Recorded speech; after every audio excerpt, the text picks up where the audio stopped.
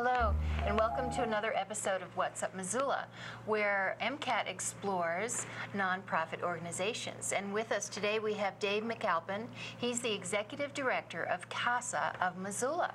Welcome to the show, Dave. Thank you, Ricky. So, CASA, what does CASA stand for and what is it?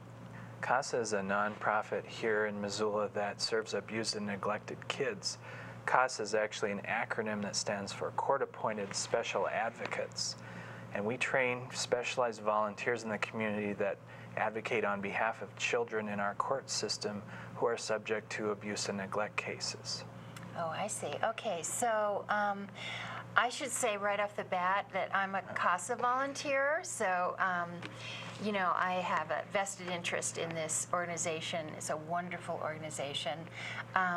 Let's talk a little bit about how your program runs, what fuels it. I know it's volunteers. Right. And how they are appointed. Sure. Technically, we are responsible. We have a small staff that trains the volunteers and makes them well prepared for work in the court and advocacy on behalf of children. And then we ask the different district court judges in our jurisdiction to appoint that person by name to the case. They actually become a full party to the case. They have access to all the confidential information. We're very careful that they keep everything confidential. They are subject to a confidentiality agreement with our organization and the courts. But their job is to go research the case and determine what is in the best interest of that child. Sometimes that might be foster care. Sometimes that might be returned to a safe home. But it's up to our volunteers to go out and really look at the details of the case and try and give the judge some advice about what might be best or best interest for the child. Well, could you give me some examples of how a child could end up being part of that system? How is it that she ends up or he ends up in front of a judge, or Right. How does that happen? In Montana, we have, through the Department of Health and Human Services, a child abuse and neglect hotline. And if cases are or incidents are called into that hotline, there are employees who are responsible for researching each case and each allegation. If that is found to be, or the allegations are found to be substantial, then it goes to the county attorney, who can choose to prosecute that under the dependency and neglect statutes. If that comes to pass, a private case file is created in the clerk of court's office, and we begin to have hearings. In some cases, cases of more extreme abuse and neglect, the children are removed from the home for their own safety, and they are placed with the department, and the state becomes the caregiver for those children until further notice. And that's where our CASAs come into play as the case starts to wind its way through the courts. Our CASAs look into what has happened, what might be best for the child, and they make a written recommendation to the court called a CASA report that helps the judge decide what might be in the child's best interest. Now, how long does that process take? The cases really can vary from, I think, typically 6 months to 2 to 3 years if it's a very complex case. Our mandate and the mandate of the courts through statute is to get the child back into a safe home as soon as possible. Typically, we always try and place this child back in the home of their birth parents. That's just not always possible. Oftentimes, some parents have addiction problems that really have to be addressed before a child can be safe back in the home. And in that case, typically a foster care setting would be the best situation.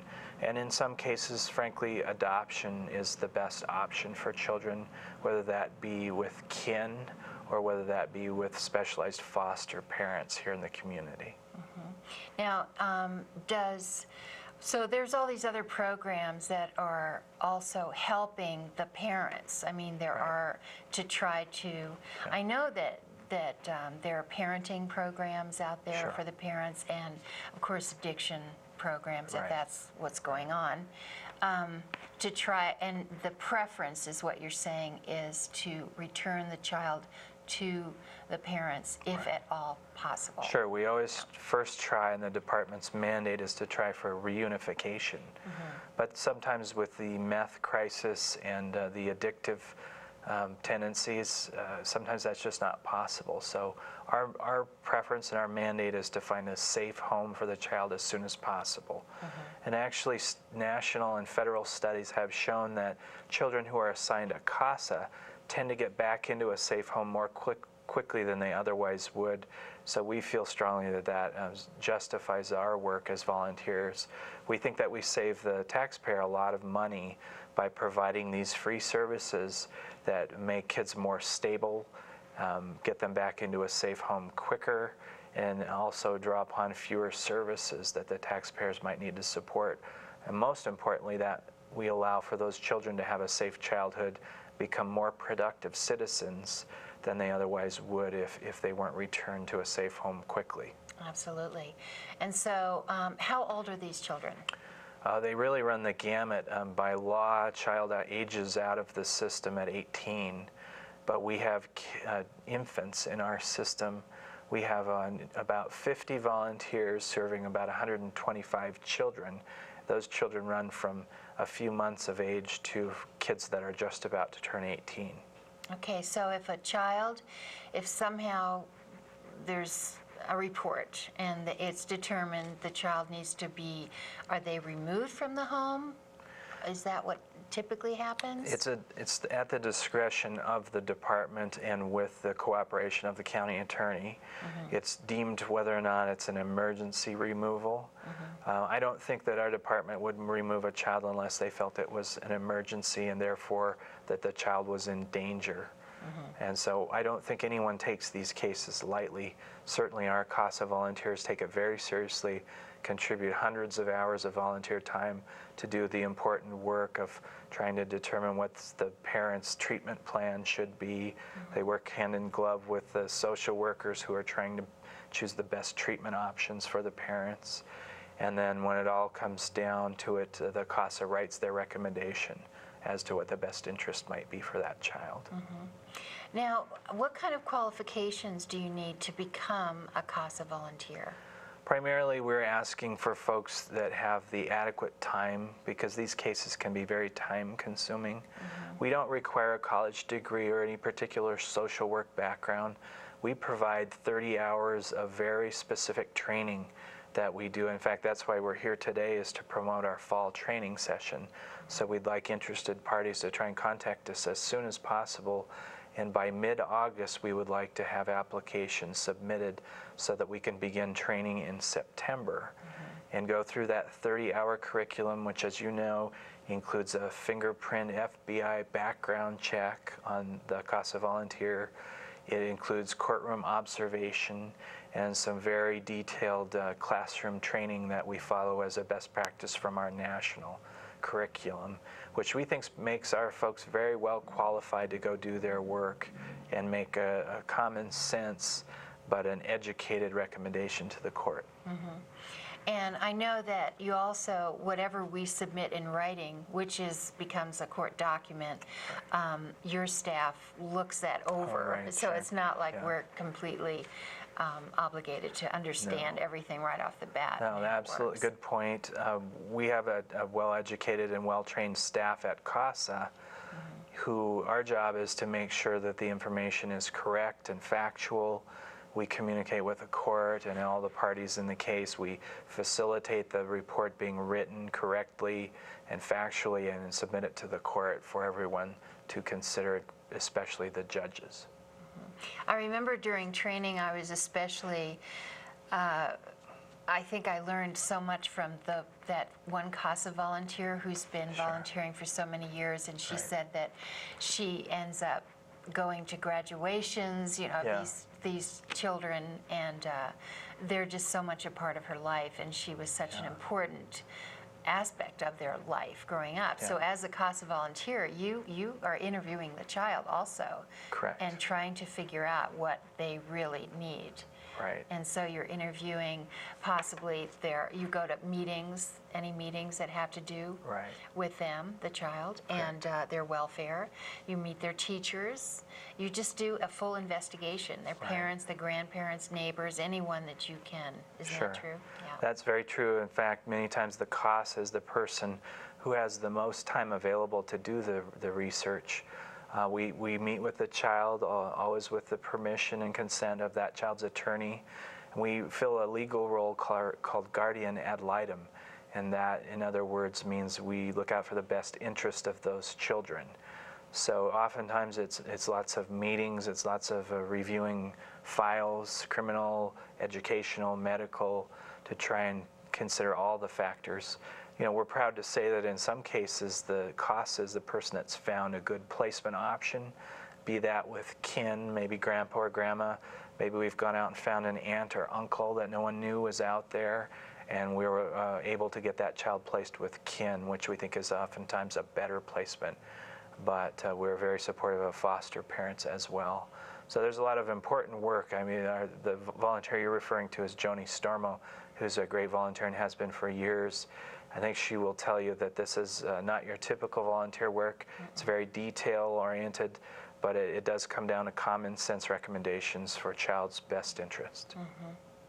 So I know the training was quite extensive, and it's kind of ongoing. I mean, if you choose, I definitely am interested in that, and I do go to different meetings, and you learn so much about the statistical data of the wonderful results of making a really good decision. Like, for instance, you were saying placing a child with a relative, even a distant relative, will keep them.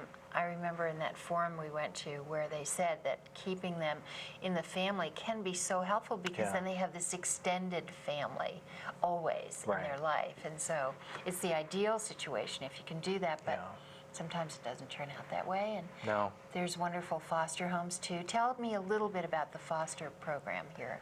It's very important to our entire system of social work and support. Without foster parents out there willing to take kids that can often be a challenge because of difficult backgrounds and abuse and neglect, we would really be in trouble. So we're very thankful to the foster care system, and we know that they always need more help and resources, but CASA works very well with the foster care system here in Missoula. Okay. Are there certain credentials that you need to be a foster parent? They must be really investigated. I believe that's the case. It probably would be similar to our situation. Yeah. To be a CASA volunteer, you need to conduct an interview. You have to submit your fingerprints. We do a full FBI background check.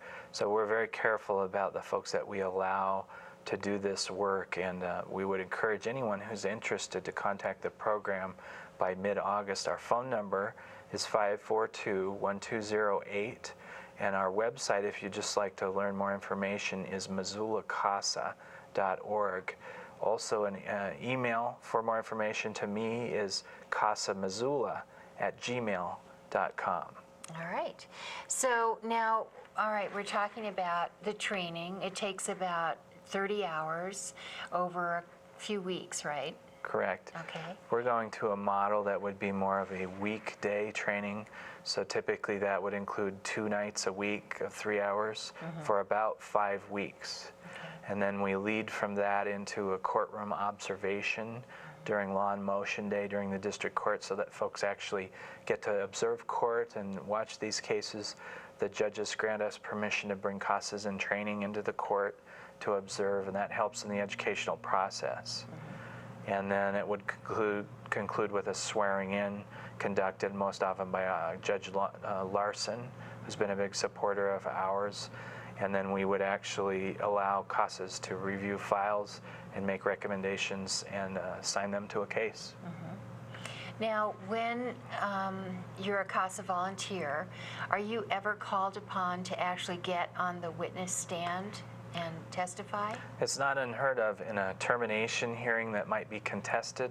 That is where one of the parents of the state has asked for their parental rights to be terminated.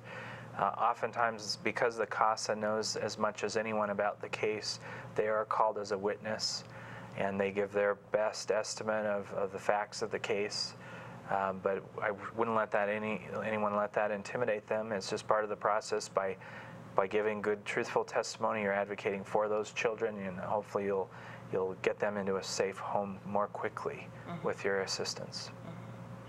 Now, does the CASA person, they work with the judges mostly? And so the judges, I know I've seen the judges and how happy they are to have us there. That's true. And so, yeah, I think it's probably, if you were going to be in a courtroom situation where you have to testify, this is the best place to be, because Correct. your interest is right there with the child. And you've already written everything out. Right. So you kind of already know what they're going to address. Yeah. And that is whatever you've written out.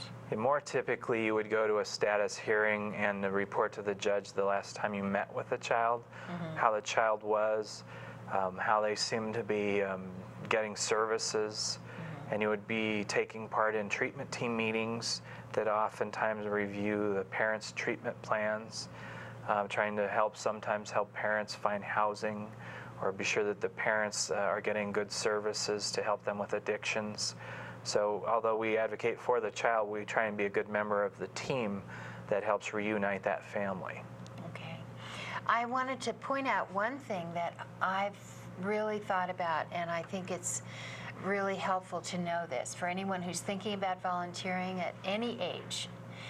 Let's say that you've gone through college and you haven't found the job of your dreams yet, and you could really use some very good experience to show your ability to take on responsibility, and whatever age you are. I mean, I think it's a great way to gain very, very valuable experience, to be a part of society and to be able to put that on your resume and to say, I'm a CASA volunteer. People know what that means and what it entails. And I feel like, we're not thrown into anything at all. I mean, the staff really helps us every step of the way. Plus, we can work with mentors to talk about that. Yeah. We do. We've used 3 particular ladies who are great mentors. Laura Cork, Judy Kaufman, and Joni Stormo have been very helpful to help new CASAs learn the ropes and write excellent reports for the court. We're thankful to them for their extra volunteer work as mentors. I think that's common. As you mentioned, CASA is well known throughout the country. There are CASAs in every state. There are hundreds of programs like ours, and there are thousands of volunteers across the country. So it's really an important social network that can show employers or law school admissions committees, any number of folks, how responsible you are and involved in the community. And I also remember that during training, we had so many people visiting. I mean, it wasn't just one person standing there talking to you. It was different people from the community, everyone that's involved in the process. Give us some examples of the people that came to talk to us. We like to have social service providers, particularly social workers from the Child and Family Service Department. We have attorneys from the Attorney General's office and the County Attorney's office who prosecute these cases come talk to us. We include folks who often act as attorneys for parents to give their perspective. We like to think that it's a very fair training, a very thorough training to help you understand the court process and the competing values really that are at stake in these court proceedings. Yeah, I found it very valuable. As I say, any job seekers out there, if to just become part of the networking system and see how it all works. It's just such a great opportunity. And I don't think it's hard to do. I think it's just something you take the time for. And I've just begun, so I'm just a new volunteer, but to hear the other volunteers who've been with it for quite a while speak, you can obviously see that this is a huge part of their lives, and it's easy to commit to it, especially once you meet the children. Right.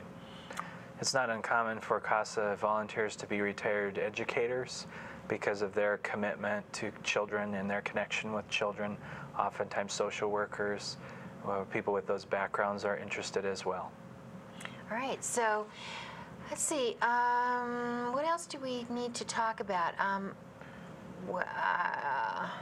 Please, if you have even questions, if you're just interested in becoming a volunteer, whether you're not sure about applying, just give us a call at 542-1208 or email CASA-Missoula@gmail, and we'll provide you more information to find out if it's a good fit for you. We'd like to add to our 50 volunteers so that we can serve more abused and neglected children in Missoula. Now, what else do we need from the public? Do we need donations, or do we need, what else? What do we need? We always do encourage financial donations. We raise about a third of our budget from Missoula.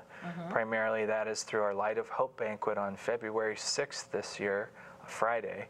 And it will have a Valentine's theme like it did last year, but that's always important. We'd love to have you join us for the Light of Hope banquet.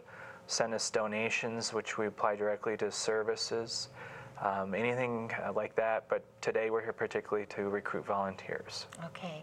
Now, didn't we have one of our volunteers win an award this year? We did. Joni Stormo, who I mentioned earlier, won the statewide CASA Volunteer Award for all of Montana. We're very proud of her work, and the children of Missoula have always benefited from her efforts. Well, okay. I think we've covered about everything. Yeah. Thanks so much, Dave, for coming thank you on the very show. much. And everyone out there, please consider, just give me a call. You can go on the website too and find out all about CASA. If you're at all interested, or you think you know someone who might be, lead them to the website. Okay, thanks so much.